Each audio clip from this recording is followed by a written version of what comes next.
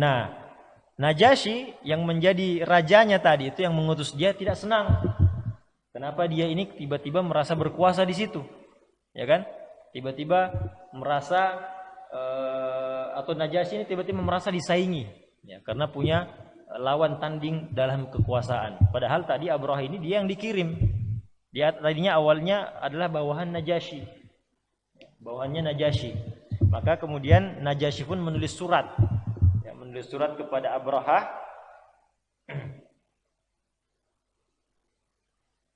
Menulis surat kepada Abraha dan mengatakan, bersumpah, ya, bersumpah demi Allah bahwa saya, kata Najasyi ini, saya akan datang ke tanahmu, ke daerahmu dan menginjakkan kakiku di tanah dan juga di atas ubun-ubunmu. Maka Abraha pun ketakutan juga, ya. Dia juga tidak berani mau melawan Najasyi. Akhirnya dia melakukan apa? Dia mengambil tanah, ya, dia mengambil tanah, kemudian dia juga potong rambutnya mungkin atau apalah, mungkin kulit di kepalanya, dia taruh juga di satu kantong, dikirim beserta hadiah emas dan segala macam kepada Najasyi. Kemudian dia tulis surat, ya, wahai raja, yang intinya adalah bahwa kamu tidak perlu datang ke sini. Kamu bisa menunaikan sumpahmu, menginjak kakimu di ubun-ubunku dan tanah Najran tadi, tidak perlu kamu ke sini. Saya sudah kirim tanah juga dengan ubun-ubunku. Menunjukkan apa? Menunjukkan bahwa jadi Abraha ini tetap menunjukkan bahwa dia tetap ada di bawah Najasyi, tetap di bawah kekuasaan Najasyi. Dia tidak mau melawan Najasyi, dia tetap mau patuh tunduk kepada Najasyi. Nah, maka kemudian akhirnya Abraha ini beserta kerajaan yang dia kuasai itu, walaupun dia raja di situ tapi tetap masih berada di bawah kekuasaan Habasyah atau Najasyi tadi. Jadi Abraha tetap membayar pajaknya, ya, secara rutin kepada Najasyi. Ya, jadi kita perlu tahu Najasyi ini, ikhwas sekalian atau jamaah sekalian, adalah julukan bagi raja Habasyah. Dia bukan nama orang. Ya, Najasyi bukan nama orang, ya. Itu julukan bagi raja. Ya. Sebagaimana kalau di Romawi julukan raja adalah Kaisar. Kalau di Persia julukan raja adalah Kisra. Kalau di Iskandaria julukan raja adalah Muqawqis. Kalau di Mesir dahulu julukan raja adalah Fir'aun. Jadi Fir'aun bukan nama, itu julukan. Ya. Itu julukan. Kalau Fir'aunnya Musa, namanya kalau tidak salah adalah Ramses II, Raja Ramses II. Tapi julukannya memang adalah Fir'aun. Ya.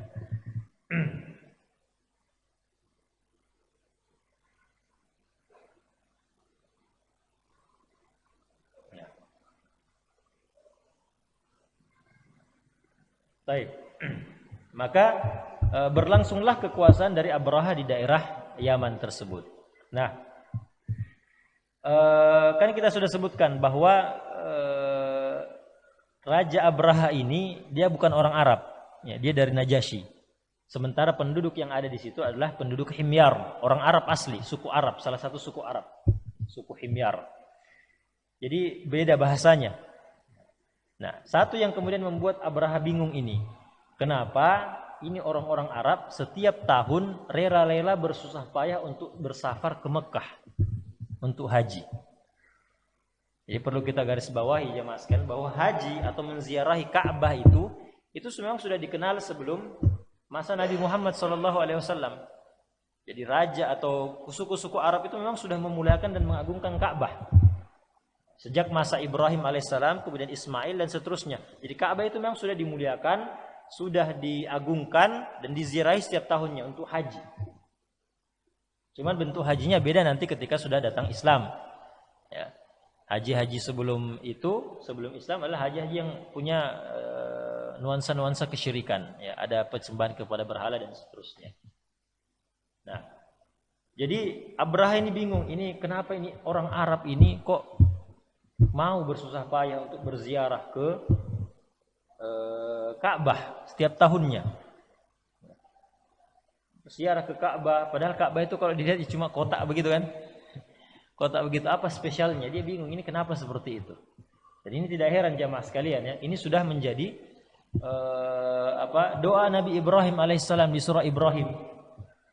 Ibrahim alaihissalam mengatakan, Rabbana inni askantu min dzurriyyati biwadin ghairi dzi zar'in inda baitikal muharram Rabbana liyuqimus salata faj'al af'idatan minan nasi tahwi ilaihi. Jadi Ibrahim pernah berdoa, ya Allah, saya telah meninggalkan anak keturunanku, keluargaku di daerah yang tidak punya tumbuhan, daerah yang gersang, yaitu Mekah. Waktu itu kan tidak ada apa-apa di Mekah.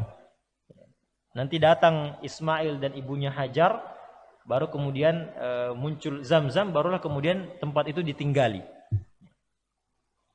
Jadi kata Nabi Ibrahim, saya sudah menempatkan keluargaku di situ, di tempat itu. Liyuqimus shalah, kemudian kata Nabi Ibrahim, faj'al af'idatan minan nasi tahwi ilaihim. Jadikanlah hati-hati manusia itu condong kepada Ka'bah. Maka tidak heran orang-orang Arab itu, walaupun Ka'bah itu cuma kotak begitu, karena memang hati mereka selalu condong ke situ. Mereka punya pengagungan kepada Ka'bah. Kata Allah juga di ayat yang lain kepada Nabi Ibrahim, wa'adzim fin nasi bil hajji ya'tuka rijalan ala ya'tuka ala kulli fajjin amik. Atau wa'adzim fin nasi bil hajji ya'tuka, gimana ayatnya? Rijalan wa ala kulli dhamirin min fajjin hamik. Kata Allah Subhanahu wa taala, serulah manusia untuk berhaji.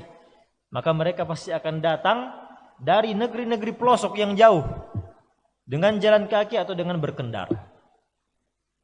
Dan ini menjadi kenyataan sampai sekarang jamaah sekalian. Kita semua di sini pasti punya kecondongan untuk bisa mengunjungi Ka'bah, iya tidak?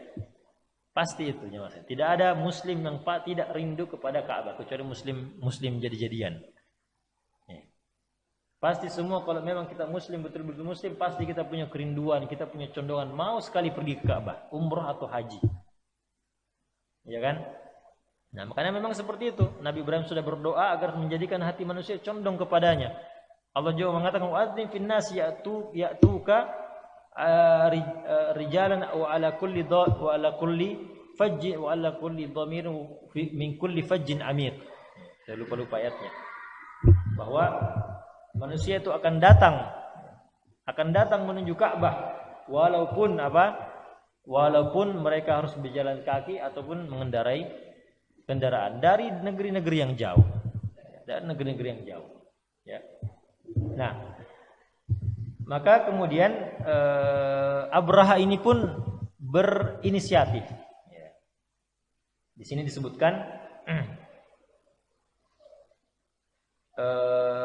Abraha kemudian menulis kepada Najasyi.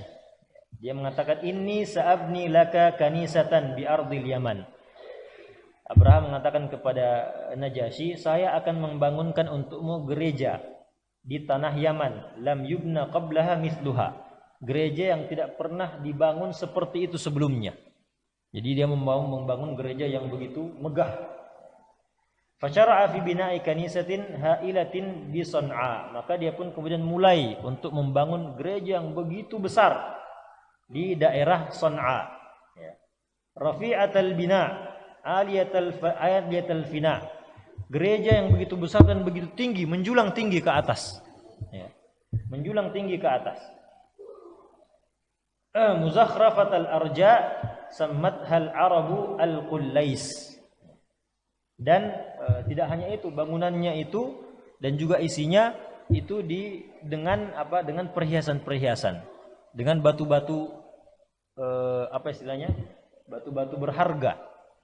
Dengan emas dan segala macam menghiasi gereja tersebut. Gereja yang besar dan juga betul-betul bernilai tinggi. Bukan sekedar bangunan saja. Maka kemudian orang Arab itu menamai gereja tersebut dengan nama Al-Qullais. Al-Qullais lirtifa'iha. Dinamakan Al-Qullais karena bangunannya begitu tinggi. Lianna an-nadhir ilaiha takadu tasqutu qalunsuwatuhu an ra'sihi min intirfa'i bina'iha. Kenapa disebut Qullais? Kenapa disebut Qullais? Kata Ibnu Katsir di sini karena begitu tingginya bangunan tersebut, kalau orang mau melihat ujung atau puncak dari gereja tersebut, dia akan mendongak kepalanya sampai kolansuahnya atau tutup kepalanya ini akan jatuh. Maka disebut Qullais. Jadi kira-kira kita bisa bayangkan bagaimana tingginya. Kalau dia mau lihat di dekat gereja tersebut, dia mau lihat ke atas begini, seakan-akan ininya sudah mau jatuh. Ya, songkoknya mau jatuh, atau tutup kepalanya mau jatuh. Ini saking tingginya, maka disebut dengan kulais.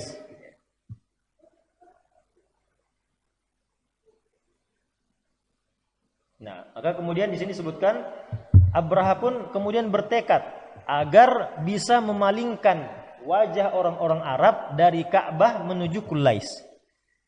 Jadi Abraha ini maunya orang Arab tinggalkan saja Ka'bah, ya, tidak usah lagi berhaji ke setiap tahun. Dia maunya orang Arab ini nanti berziarah ke Kulaisnya saja.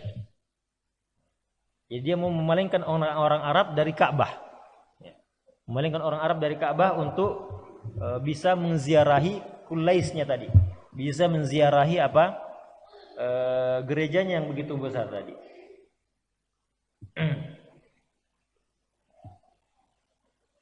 Maka kemudian dia pun mengumumkan hal tersebut. Ya. Di sini wanada bidzalika fi mamlakatihi. Dia pun mengumumkan di dalam kerajaannya bahwa gereja ini untuk haji, sebagaimana orang-orang Arab itu haji kepada Ka'bah. Maka disebutkan fakarihatil Arab. Arab tidak suka. Orang-orang Arab tidak suka. Mereka sudah terlanjur jatuh cinta kepada, atau sudah hatinya sudah terpaut dengan Ka'bah. Tidak mau lagi diganti Ka'bah dengan apapun itu. Walaupun gereja yang berisi emas permata tersebut dan besar, mereka tidak akan mau mengganti Ka'bah dengan gereja itu. Tetap Ka'bah yang kemudian menjadi inti, atau tetap menjadi agama mereka pada waktu itu.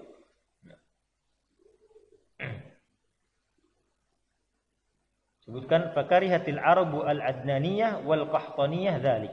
Jadi suku-suku Arab Adnan dan suku Qahtan itu benci, tidak suka dengan gereja tersebut. Ya. Wa ghadibat Quraisyun lidzalika ghadban syadidan. Quraisy juga kemudian benci dengan hal tersebut.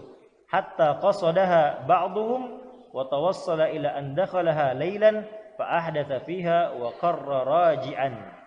Sampai salah seorang dari suku Quraisy, disebutkan juga dari Bani Kinanah. Ini Bani Kinanah ini adalah nenek moyang Quraisy. Ya, Quraisy. Salah seorangnya itu sengaja datang ke Kulais tadi, gereja yang begitu besar itu, malam-malam mengendap-endap. Kemudian buang air besar di dalamnya. Ini bentuk tantangan atau bentuk istilahnya bentuk ejekan kepada Abraha. Mau kamu bangun gereja sebesar ini, kami tidak akan pergi dari Ka'bah. Kami tidak akan berpaling dari Ka'bah. Ini seakan-akan seperti surat tantangan kepada Abraha. Tidak mau mereka terima, tidak mau mereka haji, atau tidak mau menerima keberadaan gereja yang begitu besar itu untuk menggantikan Ka'bah. Jadi buang air di situ, ya. Buang air.